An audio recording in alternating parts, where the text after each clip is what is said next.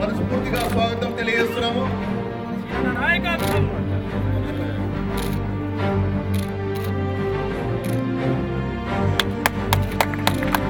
గట్టిగా అందరూ చప్పట్లు కొట్టి స్వాగతం తెలియాలని విజ్ఞప్తి చేస్తున్నాము.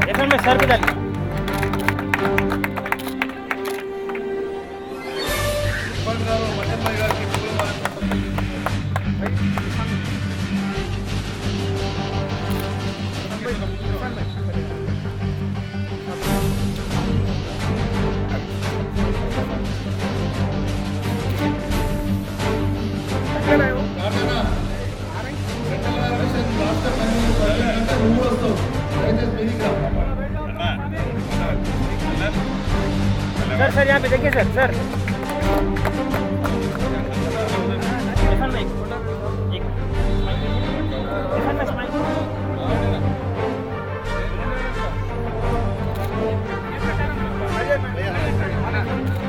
बालो हाँ पहले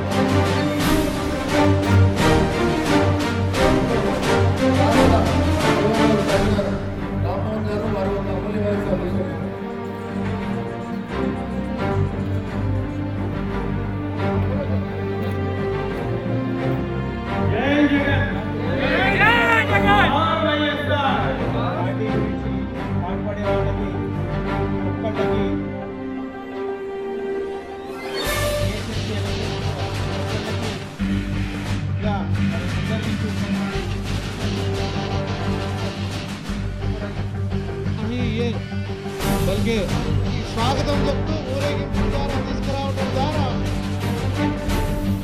ఇది ఆరంభం మాత్రమే, అంతం కాదని చెప్పి ఇంత పెద్ద ఎత్తున మరి రావడం చూస్తాం.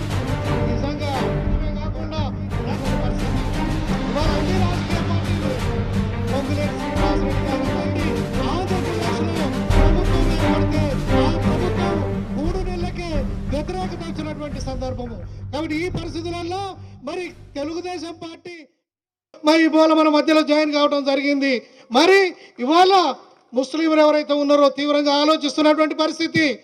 వికారుద్దీను ఆయన సభ్యులు ఎవరైతే బస్సులో వస్తున్నటువంటి సంఖ్యలు వేసి బస్సులో వస్తుంటే కాల్పులు జరిపి బూటకపు కాల్పులు జరిపి ఏ విధంగానైతే చంపివేశారో ఇవాళ ప్రతి ముస్లిం ఆలోచిస్తున్నటువంటి పరిస్థితి. ఖచ్చితంగా టీఆర్ఎస్కు ముస్లింలు బుద్ధి చెప్పి ఆ దానికి ప్రత్యామ్నాయంగా వైఎస్ఆర్ కాంగ్రెస్ పార్టీ బలపరిచేటువంటి అవకాశం ఉంది.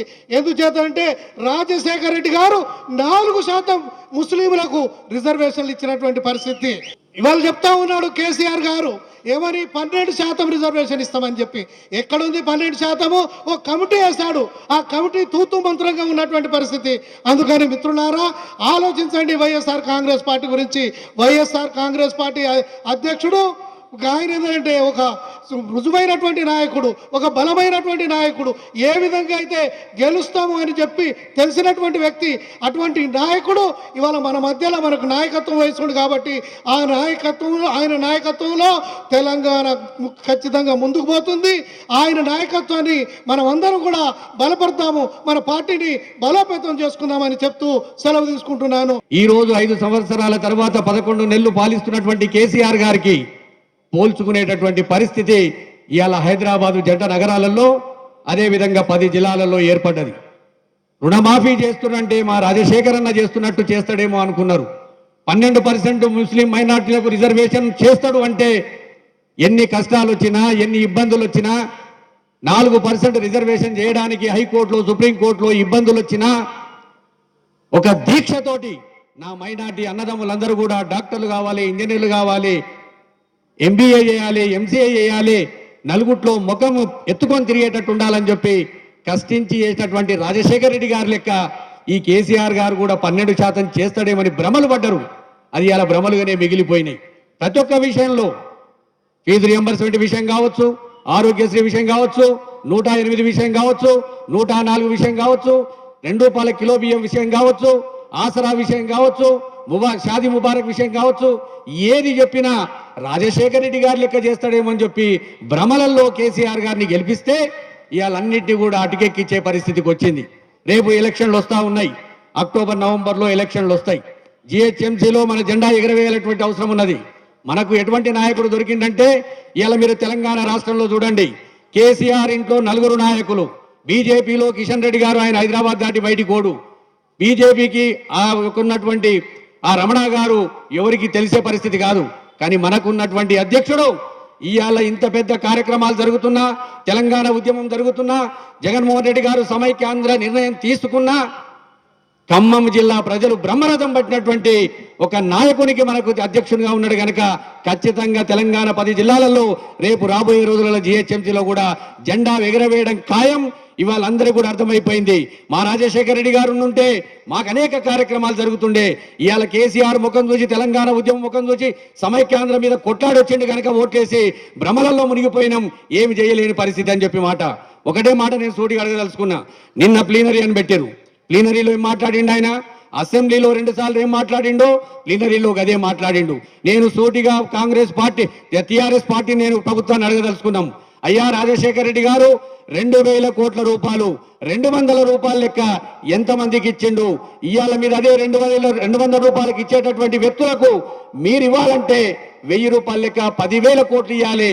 మరి మీరు 4,000 తోటి మీరు సరిపెడుతురంటే ఎంతమందిని మీరు పెన్షన్ ఇవ్వకుండా ఇబ్బంది పెడుతున్నారు ప్రజలు గ్రహిస్తున్నారు. దీనికి జవాబు చెప్పవలసినటువంటి అవసరం ఉన్నది. ఇక చెరువులు దవ్వుతున్నాం, కాలువలు దవ్వుతున్నాం, ఇంటికి నల్లా ఇస్తాం, ఇవాళ ఏది లేదు హైదరాబాద్ లో, అంతా నేనే చేస్తేనేటటువంటి భ్రమలలో ప్రజలను ముంచే ప్రయత్నం TRS ప్రభుత్వం చేస్తా ఉంది. అతి త్వరలో గ్రేటర్ ఎన్నికలు రాబోతున్నాయి. ఈ ఎన్నికల్లో వైఎస్ఆర్ కాంగ్రెస్ పార్టీ దాని సట్ట చాటబోతుంది. ముఖ్యంగా రాజశేఖర రెడ్డి గారు హైదరాబాద్ని అన్ని విధాలు అభివృద్ధి చేసిన ఘనత రాజశేఖర రెడ్డి గారిదే. ఈ రోజు హైదరాబాద్ చుట్టుపక్కల ఉన్నటువంటి ఔటర్ రింగ్ రోడ్ అయితేనేమి, ఫ్లైఓవర్ అయితేనేమి, అలాగే ఈరోజు GHMC అనే పదం కూడా రాజశేఖర రెడ్డి గారు పెట్టినటువంటి పదమే. ఈ రోజు హుడాని తీసి HMDA చేసిన ఘనత కూడా రాజశేఖర రెడ్డి గారిదే. ఇవన్నీ కూడా ఈ రోజు మెట్రో రైలు వస్తుందంటే అది రాజశేఖర రెడ్డి గారి ఘనతే. ఇవన్నీ కూడా వైఎస్ఆర్ రాజశేఖర గారు చేసినటువంటి పథకాలు. మనం అందరం కూడా గ్రేటర్ ఎన్నికల్లో ఓట్లు అడిగే అర్హత ఒక వైఎస్ఆర్ కాంగ్రెస్ పార్టీకే ఉన్నది. మరీ ముఖ్యంగా మీకు అందరికీ తెలియజేసే విషయం ఏంటంటే ఈరోజు TRS ప్రభుత్వం తెలంగాణ ఉద్యమాన్ని అడ్డం పెట్టుకొని రావడం జరిగింది. 2009లో గ్రేటర్ హైదరాబాద్లో ఒక్క కార్పొరేటర్ సీటు కూడా పోటీ చేయని ఘనత కూడా TRSదే. ఈ రోజు టీఆర్ఎస్ 2009లో గ్రేటర్ ఎలక్షన్లకు పోటీ చేయకుండా ఈ రోజు గ్రేటర్ ఎన్నికలు హైకోర్టు డైరెక్షన్ తోటి పెట్టే పరిస్థితి వచ్చిందంటే టీఆర్ఎస్ కి గ్రేటర్ లో ఒక్క సీటు కూడా గెలవని చెప్పేసి అదే నిదర్శనం చెప్పి సందర్భంగా తెలియజేస్తున్నా. కావున మీరు ఈరోజు అందరికీ తెలుసు, ఈరోజు ఎల్బీ స్టేడియంలో ఒక ప్లీనరీ పెట్టుకోవడం జరిగింది. అలాగే రేపు పరేడ్ గ్రౌండ్స్ లో బహిరంగ సభ కూడా టీఆర్ఎస్ పెట్టుకోవడం జరుగుతుంది. దీనికి అంతటి కారణం ఏంటంటే గ్రేటర్ లో మా సత్తా చాటాలని అనుకుంటున్నారు. కానీ ఈ రోజు గ్రేటర్ ఎన్నికలు అడిగే దమ్ము ధైర్యం ఒక వైఎస్ఆర్ కాంగ్రెస్ పార్టీకే ఉన్నది. వాళ్ళు ఎన్ని వేషాలు వేసినా కూడా ఈ రోజు గ్రేటర్ హైదరాబాద్ ప్రజలు టీఆర్ఎస్ ప్రభుత్వాన్ని నమ్మే పరిస్థితులు లేరు. అలాగే కాంగ్రెస్, టీడీపీ, బీజేపీని కూడా వాళ్ళకి ఎవ్వరు కూడా ఓటు అర్హత లేదని చెప్పి సందర్భంగా తెలియజేస్తున్నారు. ఈ రోజు గ్రేటర్ హైదరాబాద్ అభివృద్ధి చేసిందంటే కేవలం రాజశేఖర రెడ్డి గారే. ఈ రోజు పొంగులేటి శ్రీనివాస్ రెడ్డి గారి నాయకత్వంలో మనం మొట్టమొదటిగా గ్రేటర్ ఎన్నికల్లో పోబోతున్నాం. ఖచ్చితంగా mayor seat YSR Congress party కైవసం చేసే విధంగా మీరందరూ కృషి చేయాల్సిందిగా కోరుతూ, మొట్టమొదటి డివిజన్ కూడా ఈ బర్కత్పూర డివిజన్ నుంచి మనం ప్రారంభించి ఈ రోజు మనము గ్రేటర్ ఎన్నికల్లో మొట్టమొదటి సీట్ డిక్లేర్ అయినటువంటి బర్కత్పూరాన్ని కూడా మన కార్పొరేటర్ గెలిపించుకొని ఈ రోజు జిహెచ్ఎంసీలో మేయర్ సీట్ కైవసం చేసుకొని కోరుతూ ఈ అవకాశం కల్పించినటువంటి మీ అందరికీ दिल की गहराइयों से मुबारकबाद देता हूं कि इरफान खान साहब ने जो ये पहल शुरू की है, इंशाल्लाह आपको वाईएमसीए ग्राउंड के हद तक महदूद नहीं रखेंगे, बल्कि आपको बल्दिया में बिठा के रहेंगे हम लोग. और श्रीनिवास रेड्डी साहब ఒక వ్యక్తి కాదు, ఒక శక్తి, मामूली विषय కాదు ఇవి. आप सब जानते हैं, मैं तेलुगु भी बोलता हूं, उर्दू भी बोलता हूं, संभाल के लेके चलो मेरे को भी. आज चंद्रबाबू नायडू सिंगापुर बोल रहे, केसीआर मलेशिया बोल रहे. ये सिंगापुर मलेशिया में पब्लिक कितना बर्बाद हो रही है किसी को नजर नहीं आ रहा. टीआरएस ये दावा करती है कि आंध्रा के पार्टीज, केसीआर साहब, तेलंगाना पोंगल रेड्डी सुधाकर रेड्डी का भी है, श्रीनिवास रेड्डी सॉरी, तेलंगाना मतीन मुजद्दी का भी है, तेलंगाना हर्षद का भी है, तेलंगाना राघव रेड्डी साहब का भी है, तेलंगाना आडम विजय कुमार साहब का है, तेलंगाना शिव कुमार साहब का है, तेलंगाना गट्टू श्रीकांत रेड्डी साहब का है, तेलंगाना सूर्या प्रकाश साहब का है. तेलंगाना हमारा है, किसी की बाप की जागीर नहीं है. और हुआ सो इलेक्शन में आप लोग देखें, एमएलसी इलेक्शन में टीआरएस पार्टी कितनी बुरी तरीके से शिकस्त पाई. वादों पे वादे, केसीआर साहब कहते हैं मैं सितारे तोड़कर लाऊंगा, मैं चांद तोड़ के लाऊंगा, तो ये बातें अब चलने वाले नहीं है. मैं आप लोगों से एक ही बात की गुजारिश करूंगा, मुसलमानों को 127 साल पुरानी कांग्रेस पार्टी कभी 4% रिजर्वेशन नहीं दी. सोनिया गांधी 4% रिजर्वेशन नहीं दिए, गुलाम नबी आजाद 4% रिजर्वेशन नहीं दिए, अहमद पटेल 4% रिजर्वेशन नहीं दिए, चंद्रबाबू नायडू 4% रिजर्वेशन नहीं दिए, केसीआर 4% रिजर्वेशन नहीं दिए. मैं आप लोगों के सामने एक बात सबसे ये बताना चाहता हूं कि टीआरएस ने जलसा किया प्लीनरी, मेरे समझ में नहीं आता. मैं एमपी साहब को भी यही बताना चाह रहा हूं और जितने मेरे साथ के लीडर्स हैं उन सबको ये बताना चाह रहा हूं कि हर पार्टी में मिनिस्ट्री तकसीम होती, एक नई किस्म की मिनिस्ट्री तकसीम हुई भी है टीआरएस में. डिप्टी सीएम बना दिए बेचारे को और सिर्फ उनका काम है शादियां अटेंड करना, होटलों की ओपनिंग करना, मेडिकल हॉल की ओपनिंग करना, लेकिन मुसलमानों के मसले और मसाइल को हल नहीं करते हैं. बड़ी अफसोस की बात है. ये कौन सा नया पोर्टफोलियो केसीआर साहब क्रिएट करे, मेरे समझ के बाहर है. दानकोसा में ना विज्ञप्ति मां बीसी ब्रदर्स की, मां एससी ब्रदर्स की, मां ओसी ब्रदर्स की, मां एससी ब्रदर्स की, मां माइनॉरिटीज की, మనమందరం ఏకం కావాలి. అందరు కలిసి ఈ పార్టీ మీ పార్టీ మరలా స్వర్ణయుగం రావాలి అంటే, స్వర్గీయ రాజశేఖర రెడ్డి గారు పథకాలు అమలు చేయాలి అంటే ఖచ్చితంగా వైఎస్ఆర్ కాంగ్రెస్ పార్టీ బల్దియా ఎలక్షన్ కానీ ఏ ఎలక్షన్ కానీ ఎవరికి మేము భయపడతలేవు, వాళ్ళే మాకు చూసి భయపడతా. किसी से हमको डरने की जरूरत नहीं है. उन्हों पावर में है, हम पावर में नहीं है, ऐसी बात नहीं है. उन्हों पावर में है तो उनका पावर ऑफ भी होता. नई बात सुनने में आ रही कि 1 मिनट के लिए मैं लाइट नहीं बंद करूंगा, लेकिन केसीआर साहब कहते हैं कि अब जो घर में नए मीटर्स बैठे थे, अब घर पे 1 मीटर के थे, ट्रांसफार्मर के पास 1 मीटर, पोल पे 1 मीटर, किसी के पास बोरिंग है तो 1 मीटर, किसी के पास संप है तो 1 मीटर, ये हर जगह 1-1 मीटर लगाएंगे कहते हैं लाइट का. ये अपन सब मिलके उनको मीटर लगा दिया तो पीड़ा चले आता ना. तो ये आने का नहीं जाने का नहीं है. लिहाजा साइकिल की तो हालत देख रहे हैं आप लोग, दोनों टायर पंक्चर हो गए. राह हैंडल है ना हैंडल है बाबू को, बाबू की कहानी खत्म हो गई. फिर से मैं दोबारा तमाम भाइयों से एक ही बात की गुजारिश करूंगा. यही चंद्रबाबू नायडू था जो आजम और अजीम का इनकाउंटर किया था अंबरपेट में, और यही केसीआर है जो विकारुद्दीन के साथ 4 साथियों का कत्ल किया है. टीआरएस पार्टी जिस नाम पर इनकाउंटर कर रही है, क्या मुसलमान लाइट का बिल नहीं भरता है, मुसलमान नल का बिल नहीं भरता है, मुसलमान हाउस टैक्स नहीं भरता है, मुसलमान बल्दिया का टैक्स नहीं भरता है? अरे मुसलमान 1 रुपए तेल की पैकेट भी लिया तो लोकल टैक्स अदा करता है.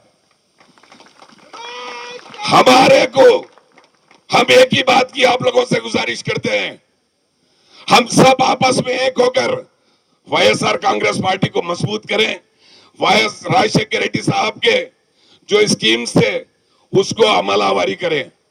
और एक सबसे अहम बात, टीआरएस आने वाले इंतखाबात को अभी हमारे शिव कुमार साहब ने बताया क्यों ताखीर कर रही थी, क्यों कोर्ट मदाखिलत करके इनको हिदायत दी, क्योंकि टीआरएस को मालूम है कि अब वो पावर में नहीं आने वाली है.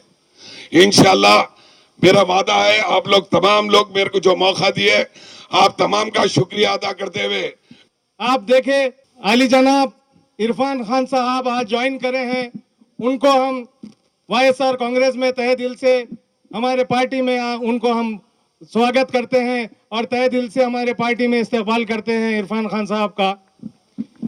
इरफान खान साहब एक बहुत ही हरकियाती लीडर हैं और काफ़ी साल से वो लोगों की खिदमत करते आ रहे हैं. इरफान खान साहब से जब मेरी मुलाकात हुई तो उनका इरादा था कि वो टीआरएस पार्टी में जाए, लेकिन हमारी काफ़ी देर तक बातचीत हुई और काफ़ी डिस्कशन चला तो ये नतीजे पे पहुंचे कि टीआरएस पार्टी सिर्फ एक वादे कर रही है, झूठे वादे, और टीआरएस पार्टी में कुछ नहीं है. टीआरएस पार्टी में देखिए आप, हमेशा 12% रिजर्वेशन का जो वादा किए थे, 12% रिजर्वेशन कैसा दे सकते हैं? 12% रिजर्वेशन ये एक झूठा वादा है 12% रिजर्वेशन का. 12% रिजर्वेशन देने से पहले असेंबली में इसका बिल पास करना पड़ेगा. असेंबली में जब बिल पास होगा फिर यह बिल पार्लियामेंट में पास होना है. पार्लियामेंट में यह बिल कैसा पास हो सकता है जबकि वहां बीजेपी गवर्नमेंट है? बीजेपी गवर्नमेंट क्या 12% रिजर्वेशन मुसलमानों को देगी? नहीं देगी. ये महज एक मुसलमानों को झूठा वादा करके दिल बहलाने की बात कर रहे हैं. आप जैसा कि थोड़े दिन पहले विकारुद्दीन का एनकाउंटर करे, यह झूठा एनकाउंटर था, उनको कोर्ट को लाया जा रहा था, लेकिन रास्ते में रोककर उनको उन लोगों को एनकाउंटर किया गया. बेशक अगर वो रॉडीज हैं, गलत लोग हैं, तो उसको कानून से उनको हिसाब करना था, कानून जो भी करना था, लेकिन कानून को हाथ में लेकर ये एक गुंडागर्दी है. टीआरएस पार्टी एक गुंडागर्दी कर रही है. आप देखिए कि हाल में म्युनिसिपल टैक्स कितना बढ़ाया गया, म्युनिसिपल टैक्स बढ़ाकर इतने लोगों को परेशान किया गया, कई दुकानों को और कई कारोबार को लॉक किया गया. इसका नतीजा यह हुआ, हाल में एमएलसी इलेक्शन में आप देखें बीजेपी का कैंडिडेट आया, लोग नाराज हो गए टीआरएस से. देख लिया कि यह टीआरएस सिर्फ झूठे वादे कर रही है और कुछ नहीं है. पहले तो मैं आप सबका शुक्रगुजार हूँ कि आप सब ये हमारे लिए यहाँ आए, अपनी सपोर्ट दिए. Thank you so much. We are really happy and honored to have so many dignitaries and respected people on stage with us over here today. And a special thanks to Srinivas sir and Mateen sir for helping us to join this party. आज हम लोग यहाँ पे YSR Congress party join करने के लिए आए हैं क्योंकि हम जगन सर के वैल्यूज से बहुत इम्प्रेस्ड हैं एंड खुश हैं और this party is a very secular party और आप सबसे उम्मीद करते हैं कि आगे भी आप लोग हमें ऐसे ही सपोर्ट करें और इंशाल्लाह करते रहेंगे ना। Thank you so much. जय Jagan. Last time municipal election లో టిఆర్ఎస్ పార్టీకి క్యాండిడేట్ పెట్టలేదు, ఒక్క పార్టీ టిఆర్ఎస్ కి ఒక్క కార్పొరేటర్ గెలవలేదు, ఒక్క క్యాండిడేట్ కూడా పెట్టలేదు. ఈసారి ఖచ్చితంగా వైఎస్ఆర్ సిపి తరఫున 150 ఉంటే 150, 200 ఉంటే 200, ప్రతి ఒక్క డివిజన్ కి కూడా వైఎస్ఆర్ సిపి కార్పొరేటర్ పోటీ చేస్తుంది. అన్ని పార్టీలకు కూడా ఖచ్చితంగా గట్టి పోటీ ఇవ్వబడుతుంది. ఈ రోజు టిఆర్ఎస్ పార్టీ గట్టి లేదనే ఇన్స్టెంట్ ప్రాడక్ట్లను చాలా మందిని తీసుకుంటున్నారు. తెలంగాణకు పనిచేయని వాళ్ళని, తెలంగాణకు వ్యతిరేకం చేయలేని వాళ్ళని, వ్యతిరేకం చేసే వాళ్ళని, తెలంగాణ ద్రోవులని తీసుకొని మంత్రి పదవులు ఇస్తున్నారు. ఎందుకు ఇస్తున్నారు అంటే తెలంగాణ కోసం కొట్లాడే వాళ్ళు ఎక్కడ పోవాలి? కేసులు బుక్ అయినాయి, ఎంతో మంది విద్యార్థుల మీద, ఎంతో మంది నాయకుల మీద కేసులు బుక్ అయినాయి. ఆ నాయకులందరూ ఎక్కడ పోవాలనో ఈసారి ఇప్పుడు టిఆర్ఎస్ ప్రభుత్వం కేసీఆర్ గారు చెప్పే అవకాశం ఉంది. మహానేత దివంగత నేత రాజశేఖర్ రెడ్డి గారి కన్న కలలో నెరవేర్చడం కోసం రాజశేఖర్ రెడ్డి గారి కుటుంబానికి అండగా ఉంటాము అని తెలిపి ఈరోజు వైఎస్ఆర్ కాంగ్రెస్ పార్టీని హైదరాబాదు నగరంలో కూడా మరింత బలోపేతం చేయటానికి పార్టీలో చేరిన మిత్రులందరికీ మరొక్కసారి కృతజ్ఞతలు తెలుపుకుంటున్నాను.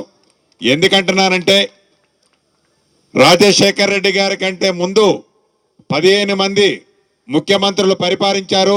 తర్వాత ఇప్పుడు పరిపాలిస్తున్న చంద్రశేఖరరావు గారితో కలిపి 3 ముఖ్యమంత్రులు పరిపాలిస్తున్నారు. 2 అయిపోయారు, 3వ ముఖ్యమంత్రి గారు పరిపాలిస్తున్నారు. చంద్రశేఖరరావు గారు ఇప్పుడు పరిపాలిస్తున్నారు కాబట్టి మనం గుర్తుపెట్టుకుంటాం. రాజశేఖర్ రెడ్డి గారి కంటే ముందు పరిపాలించిన ముఖ్యమంత్రులు కానీ, రాజశేఖర్ రెడ్డి గారి తర్వాత పరిపాలించిన ముఖ్యమంత్రులు కానీ పేర్లు ఎవరు పరిపాలించారు అంటే తడబెడబడతాం. రాజశేఖర్ రెడ్డి గారు పరిపాలించేటప్పుడు అప్పుడు సుమారు వయసు 7-8 సంవత్సరాలు ఉన్న పిల్లోళ్ళ దగ్గర నుంచి పొండు ముసటి వాళ్ళ వరకు ఎవరబ్బా మీ ముఖ్యమంత్రి, మీకు ఏ ముఖ్యమంత్రి టైంలో మంచిగా కార్యక్రమాలు అందాయి అని అడిగితే ఒక్క రాజశేఖర్ రెడ్డి గారి పేరే చెప్తారు. విడిపోక ముందు సమైక్యంగా ఉన్నప్పుడు ఈ ఆంధ్రప్రదేశ్ రాష్ట్రంలో, విడిపోయిన తర్వాత కూడా తెలంగాణ రాష్ట్రంలో కానీ ఆంధ్రప్రదేశ్ రాష్ట్రంలో కానీ రాజశేఖర్ రెడ్డి గారి పేరు ప్రతి ఒక్కళ్ళు తలుచుకుంటారు. దానికి బలమైన కారణం ప్రతి పేదవాడి గుండె చప్పుడు తెలుసుకొని, ప్రతి పేదవాడు పడుతున్న కష్టాలు తెలుసుకొని, ప్రతి విద్యార్థి పడుతున్న బాధలు తెలుసుకొని, ప్రతి రైతు పడుతున్న ఆవేదన తెలుసుకొని, ప్రతి మైనారిటీ బిడ్డ పడుతున్న ఘోష చూసి రాజశేఖర్ రెడ్డి గారు ముఖ్యమంత్రి అయిన తర్వాత కులాలకి, మతాలకి, ప్రాంతాలకి, పార్టీలకి అతీతంగా ఎవరొచ్చి ఏమి కావాలి రాజన్న నాకు ఈ పని ఉన్నది అంటే ప్రతి ఒక్కళ్ళకి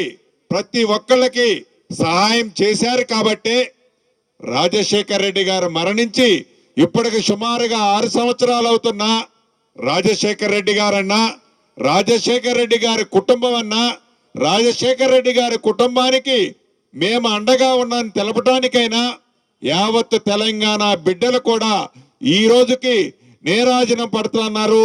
దానికి కారణం పేదవాళ్లకి రాజశేఖర్ రెడ్డి గారు చేసిన సహాయ సహకారాలే. ప్రతి మీటింగ్ లో మా రెహమాన్ భాయ్ చెప్తుంటారు, రాజశేఖర్ రెడ్డి గారు 4% ముస్లింస్ రిజర్వేషన్ ఇచ్చారు అని. అది నిజం కాదా? రాజశేఖర్ రెడ్డి గారి తర్వాత కానీ, రాజశేఖర్ రెడ్డి గారి ముందు కానీ ఏ ఒక్కళ్ళకైనా మైనారిటీ విషయంలో, అభివృద్ధి సంక్షేమ కార్యక్రమాల విషయంలో సహాయ సహకారాలు అందించారా? ఒక్క మైనారిటీలే కాదు, ఒక్క దళితులే కాదు, ఒక క్రిస్టియన్సే కాదు, ఒక హిందువులే కాదు, అన్ని వర్గాల వారికి రాజశేఖర్ రెడ్డి గారు అనేక అభివృద్ధి సంక్షేమ కార్యక్రమాలు ఇచ్చారు.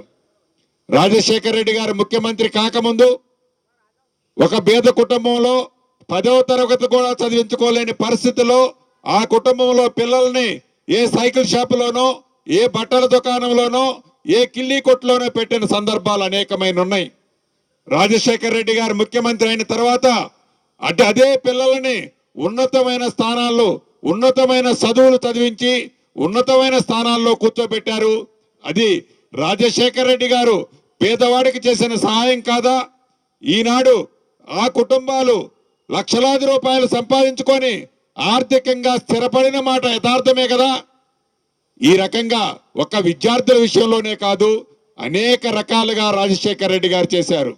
ఇక ప్రాంతాల వారికి వస్తే తెలంగాణ రాష్ట్రంలో ఇప్పుడు 10 జిల్లాలతో ఉన్న తెలంగాణ రాష్ట్రంలో రాజశేఖర రెడ్డి గారు రైతుల కోసం ఏదైతే జలయజ్ఞ కార్యక్రమాన్ని చేపట్టారో అత్యధిక ప్రాజెక్టులు ఇచ్చింది తెలంగాణ రాష్ట్రంలో, అత్యధిక ఇళ్లు కట్టించింది తెలంగాణ రాష్ట్రంలో.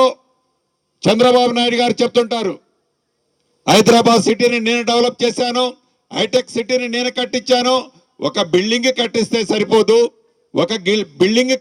సరిపోదు, హైదరాబాద్ సిటీలో శాశ్వతంగా అనేకమైన కార్యక్రమాలు చేశారు. ఈరోజు చూడండి, సిటీ లోపల మనం ఒక్కసారి ప్రవేశిస్తే ఒక 10 కిలోమీటర్లు ప్రయాణించాలంటే సుమారుగా గంటంబావు నుంచి గంటన్నర టైం పట్టుద్ది.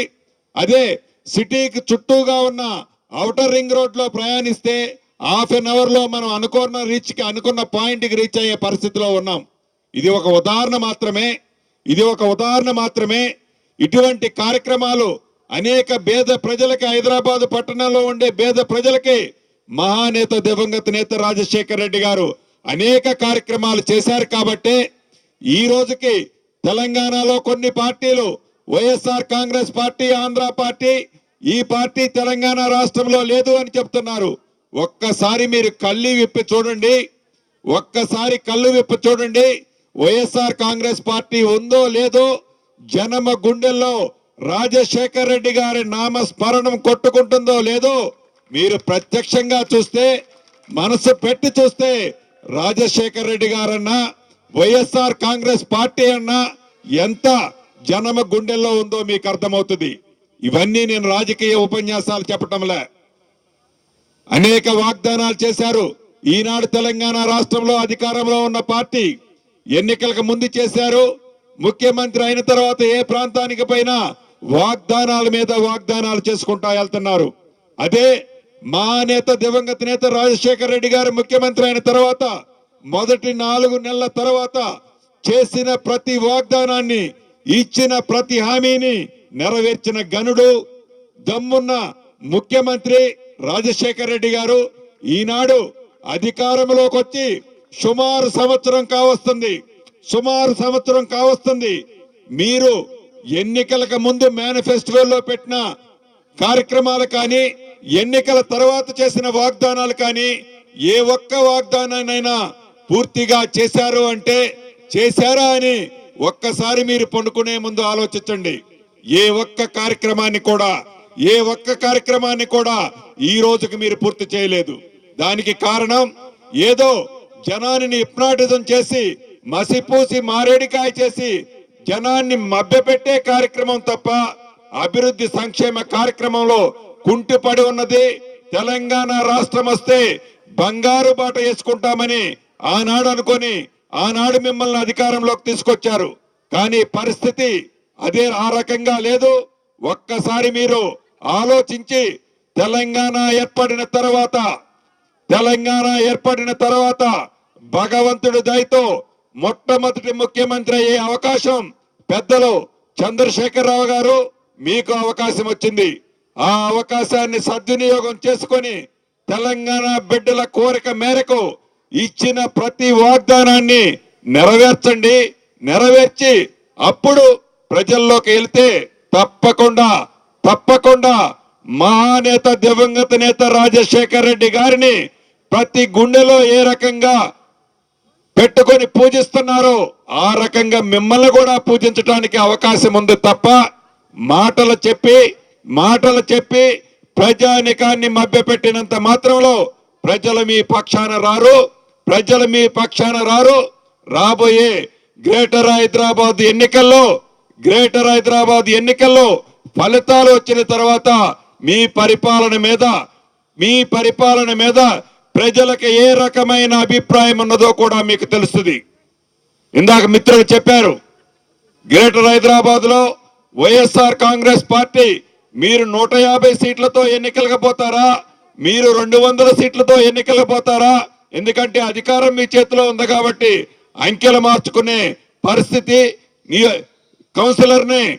కౌన్సిలర్ లొకేట్ చేసే పరిస్థితి మీ చేతుల్లో ఉంది.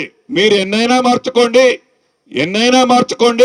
ఎన్ని మార్చుకున్నా ఎన్నిటికి మీరు ఎన్నికలకు పోయినా వైఎస్ఆర్ కాంగ్రెస్ పార్టీ అన్నిట్లో పోటీ చేస్తుంది. ఖమ్మంలో ఉవ్వెత్తున తెలంగాణ వాదన ఎగిసి పడుతున్న టైంలో ఏ రకంగా రిజల్ట్స్ వచ్చాయో రాబోయే రోజుల్లో జిహెచ్ఎంసీ ఎన్నికల్లో కూడా వైఎస్ఆర్ కాంగ్రెస్ పార్టీ రిజల్ట్స్ అదే రకంగా ఉంటాయి. ఇవన్నీ ఎందుకు చెప్తున్నానంటే ఎన్నికల కోసం చెప్పటం లేదు. ఎందుకంటే సార్వత్రిక ఎన్నికలు అయిపోయి ఇప్పటికి 11 నెలలు అయింది. ఈ 11 నెలల తర్వాత ఈ 11 నెలల్లో వైఎస్ఆర్ కాంగ్రెస్ పార్టీ హైదరాబాద్ పట్టణంలో మనం ఒక్క మీటింగ్ కూడా బయటకు వచ్చి చేయలేదు. ఇది మొట్టమొదటి మీటింగు. ఇంతకు ముందు లోటస్ పాండ్ లో అంతర్గతంగా మిగతా ముఖ్య విషయాలు చర్చించుకున్న మాట వాస్తవం. ఈ రోజు నుంచి జిహెచ్ఎంసీలో రోజు రోజుకి పార్టీని ఉవ్వెత్తున ఎగిసిపడే విధంగా పార్టీ అభిమానులందరూ కష్టపడి రాబోయే జిహెచ్ఎంసీ ఎన్నికల్లో పార్టీని అత్యధిక సీట్లు గెలిపించుకునే కార్యక్రమం చేపడతాం. మరొక్కసారి ఈ రోజు పార్టీలో చేరిన మిత్రులందరికీ పేరున కృతజ్ఞతలు తెలుపుతూ ఈ కార్యక్రమాన్ని ఇంత పెద్ద ఎత్తున ఏర్పాటు చేసిన నాయకులకి, కార్యకర్తలకి, అభిమానులకి పేరున తెలంగాణ వైఎస్ఆర్ కాంగ్రెస్ పార్టీ తరఫున కృతజ్ఞతలు తెలుపుతున్నాను. ప్రత్యేకంగా ఈ కార్యక్రమాన్ని ప్రెస్టేజిగా చేసిన మతిన్ భాయ్కి, వారి ఈ రోజు కార్యక్రమంలో పార్టీలో జాయిన్ అయిన ఇర్ఫాన్ గారు, వారి సతీమణి గారికి తెలంగాణ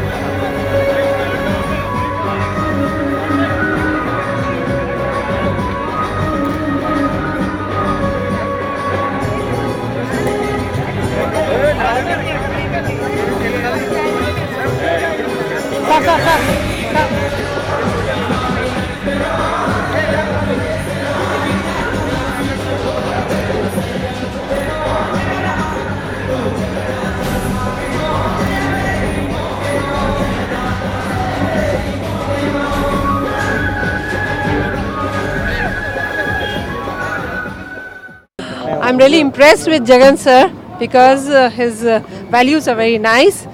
और इसीलिए मैं आज उनको YSR कांग्रेस पार्टी ज्वाइन कर रही हूँ because this party is very secular party. Support करने के लिए आए, इट्स वेरी इंकरेजिंग.